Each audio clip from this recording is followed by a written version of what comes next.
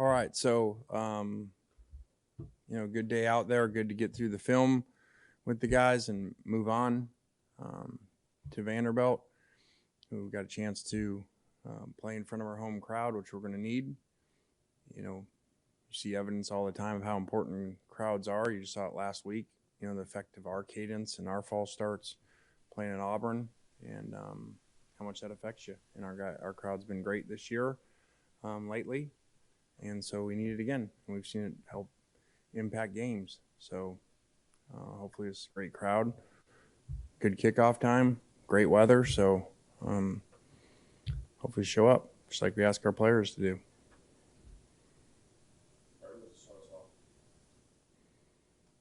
Lane, obviously talked about it a little bit yesterday. Trey Harris playing a lot in the slot. I know Dayton had a lot of experience in that role at Western Kentucky. What about Trey made him a fit for what you were trying to do there? Well, I mean, some of that's kind of game planish and stuff. But, I mean, I guess you kind of figure Trey's a longer body, does a really good job blocking in there. And, we had some perimeter plays and things like that. And those guys had really good physical DBs. And I think that's a really good secondary, especially with Zero coming back. I think he's a really elite player. So we just had to try to do different things just to try to move the ball. Third downs have been a bit of an issue this year offensively. What has been the biggest issue on that front, and how do you fix it now? Yeah, we've had this for whatever reason almost every other year as you look at the third down stats. And, it's usually a combination of a lot of things, whether it's, missed blocks and protection. Now, we probably will never be top in third downs the way that we play now, because so much of our third downs are we're going for on a fourth down in the way we call plays and stuff, which I don't think is a secret anymore.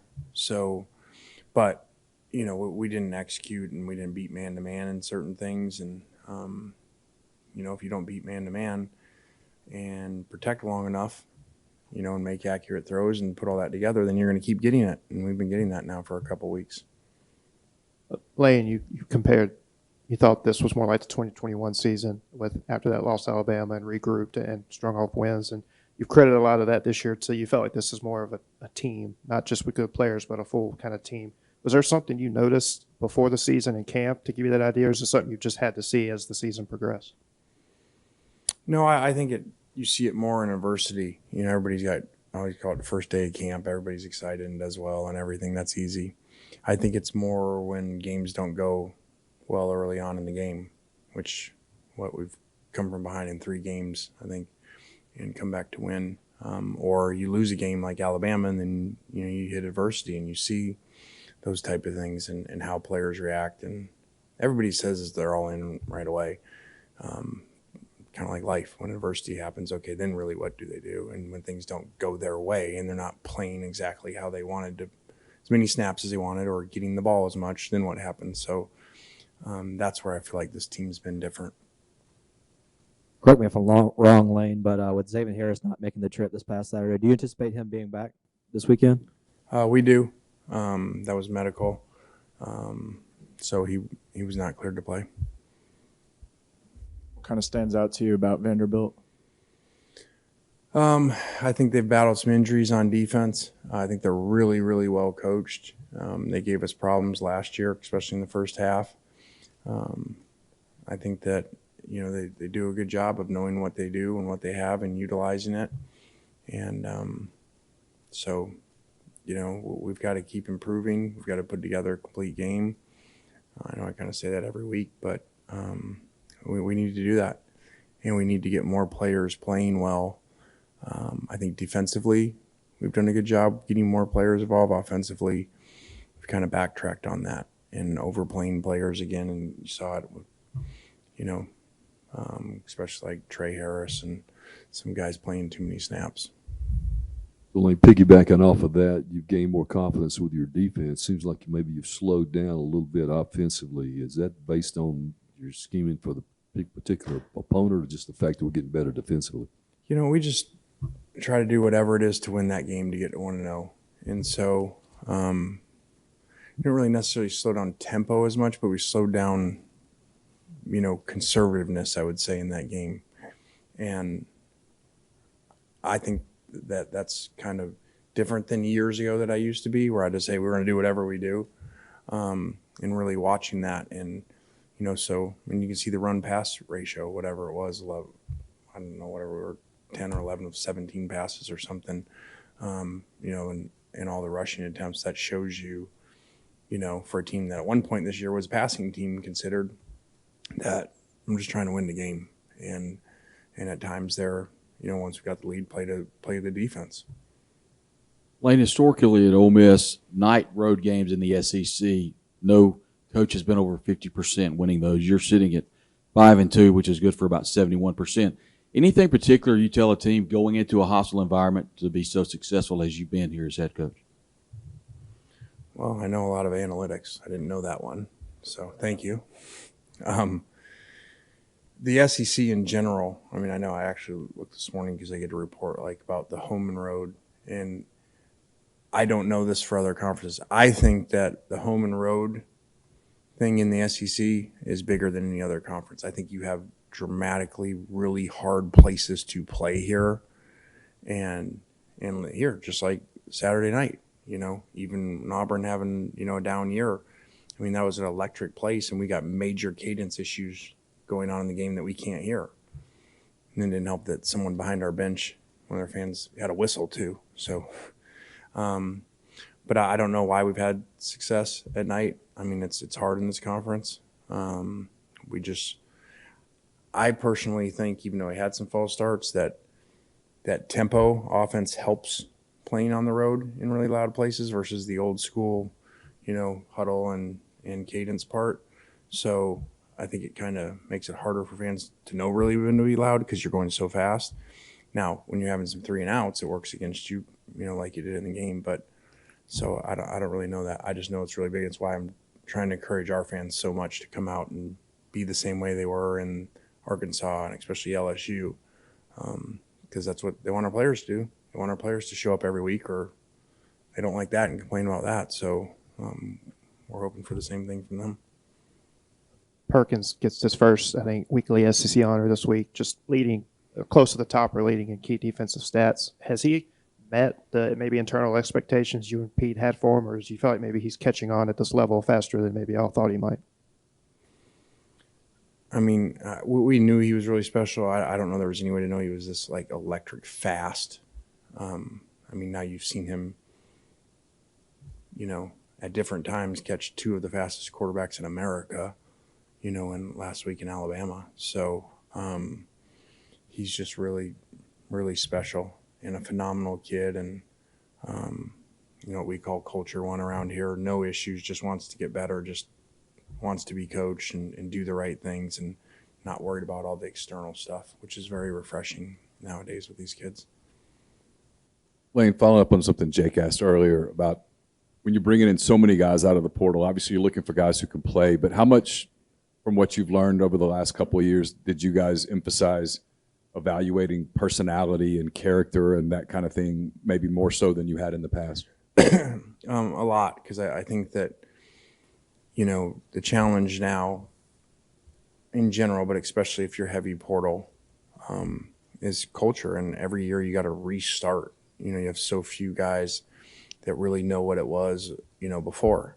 And so it's important what you bring in. You can't just change everybody. It doesn't work like that. And we've seen where it hasn't. And unfortunately, they're not here. So it is important to evaluate that. And we do more than ever. I kind of call it more like the Patriot way, of really evaluating the free agents you bring in, Belichick, and how they're going to work with your culture and what you have. And so we continue to move that up the level of importance, along with obviously playmaking ability. Because again, if you only were taking a couple and you had 90% of your culture returning and not everybody, because half your roster leaves, even, so you can't take as much when you don't have it set. You can't take as much risk and bring him in if you don't have it set, like a veteran team. I mean, hard hitting one here. Has Juice's evolution into, I guess, kind of like a mascot, somebody who you put on recruiting pamphlets, who's on all of this, stuff for you guys, has that been intentional at all in any way, or is that just kind of happen? That really wasn't. There was no intention when Landry talked me into going out there and wanted a dog. So there was no plan behind that. Kind of really like Twitter initially, there wasn't a plan, and it just kind of started morphing into that. So, to be really clear, most of the stuff they do, I don't even know, like whatever you talk about, pamphlets. And I mean, this dog's gone all the time, and I'm like, ask where he is. And they're like, oh, he's got two showings today and 2 appointments, and he's invited to grand openings and all these things. They're like, oh, he'll be back at 8:00. I'm like, it's like having a kid or something, so I don't really do near as much as you would think on that. I think sometimes he tweets so then I don't have to exactly take credit for what he says. Also, Cedric Johnson getting some weekly honors as well. I know this is a guy that you've had from the very beginning since you've gotten here. Just from, when you first arrived here to kind of where he is now, where have you seen kind of the biggest growth in him, just both on and off the field? He's been awesome all along. I mean, he's just grown as a better player and stronger and bigger and faster. But like I just referred to, we have Culture One guys that are elite thinkers, elite team players. We say it's not about them. It truly is about the team. And that is not the case all the time. He's awesome at having people around, at working with young kids. He's one of our favorites. You've had 3 pretty emotional games in a row. How do you avoid it's just Vanderbilt syndrome with the players? I mean, we pointed out some big upsets, that just happened, especially, really big one over in the ACC. So, and these guys were beating us at halftime last year. And so we got a lot of work to do, a lot of things to work on. So it's a lot more about us than who we're playing. Back on the stadium talk real quick. How far do you think Vaught Hemingway Stadium has come, home field advantage wise, and where would you kind of rank it, I guess, within the SEC? I mean, I would say it depends on where you're starting. I remember when we were here at Alabama and lost, it was electric and it was great. And then we had the COVID, and then, I think I've said the first couple of years there was some really disappointing games. Just like our fans say, they're really disappointed in me in some games and our players. And this year, for whatever reason, has felt a lot better in the conference games, and it's an advantage. I mean, we've seen the false starts that people have had and the issues that they've had in games, especially late in games, because of our crowd. And our student section has definitely come a long ways and has been really not just show up but be electric. You may have just answered my question right there, but it was kind of one of the things that you talked about, early last year, where you basically said it was kind of discouraging at times, just the kind of the crowd that was out there. I know kickoff time has something to do with that, but just with that never really being an issue so far, do you feel like that this fan base has kind of gotten the message about that, or just how important that actually is? I don't know. It seems like it's been different this year, and so I don't know exactly why, but I'm glad it is. I mean, I remember, whatever our record was, we were pretty highly ranked 2 years ago when we played Vanderbilt, and if I remember right, it was one of Matt's last game or something like that, and the place was, let's just say, not electric. It seems like we've come a long ways, and hopefully this week will be an example of that.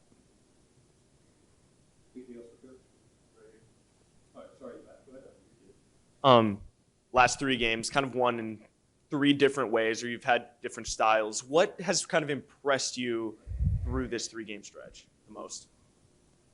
I mean, I think the last 2, the defense and the way that they've played, the way they've stopped the run for the most part, besides one really long run,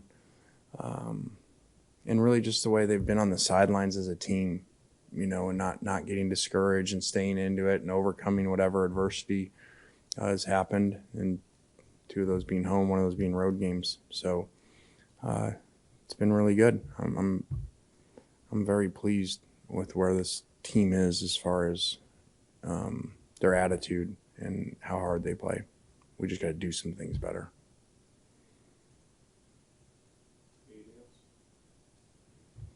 All right, guys, thanks.